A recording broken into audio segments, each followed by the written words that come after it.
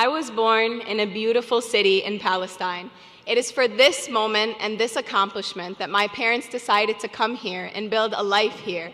So to my mother and father, I'd like to begin by extending my deepest gratitude for their dedication, sacrifices, and love that were cornerstone to my success, as well as my brothers and sisters who have always been there for me.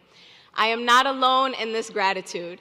Every single one of you in the audience has sacrificed for a graduate here or contributed to their success in ways that we will never forget, so thank you all. Now, it is essential to understand and acknowledge the unique journey that has brought us all to this moment in our time here. In our time here, we have witnessed profound challenges and injustices that have shaken our world like never before. We witnessed and are still witnessing an unprecedented amount of loss of innocent life in Palestine.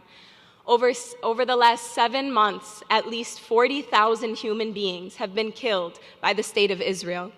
These people were not only innocent Muslims, but innocent Christians and innocent Jews as well. These people were civilians, a majority of them children. We have witnessed the demolition of one of the oldest churches in the world, of mosques, of universities, and even of designated safe zones by the United Nations. Although today is a day of accomplishments and happiness, this is a difficult reality that we must acknowledge as we proceed to the next chapter of our lives. Why, you may ask? Because we, the people, are funding these horrors with our tax dollars. Every single one of you will continue into your professional lives and be impacted by this. Consider the following. The fact that teachers who quite literally shape our future are paid less than a full-time and than an average full-time employee, or that 1.2 million veterans who put their lives on the line for this country, that they live below the poverty line, or that our top health insurance companies made nearly $69 billion in profits the same year that 68,000 Americans died due to a lack of access to health care. We are the generation that must address these issues at home. We must ask why we have sent around $320 billion in foreign aid to a state convicted of war crimes, countless violations of international law, and who are on trial for genocide, while Americans are dying due to lack of access to health care? This is the message that I want to leave you all with today, that we are the generation.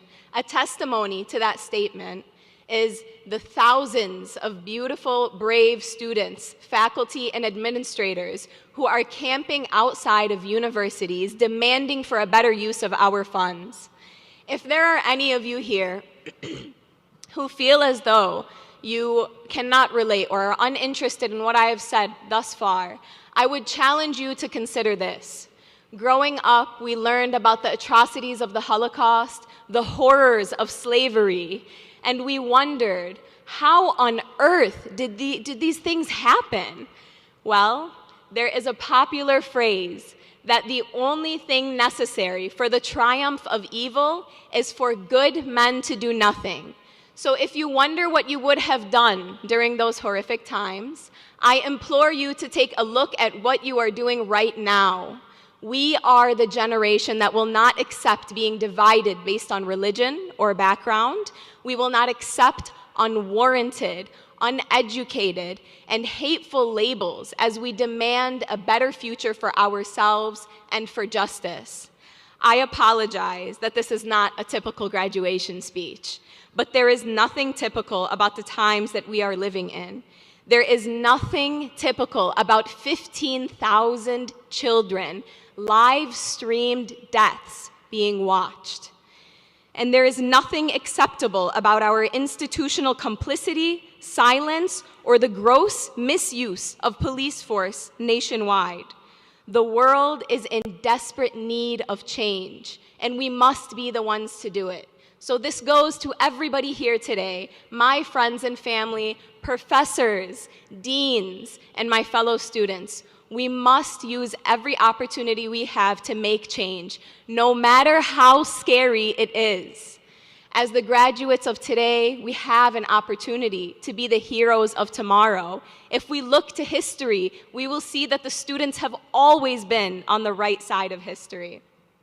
The key to this is solidarity, accepting discomfort at the cost of truth, having difficult conversations to find common grounds, and working together towards salam, which, if you recall, means peace. Remember when I leave this stage that my calling was one for peace. So to not support that would not be a reflection of our UT values or our humanity. I will end by sending my salam to the struggling teachers and veterans, to my fellow Americans, to my family in Palestine, to the people of Gaza, and to all of those who are fighting for peace. Congratulations to you all, and salam.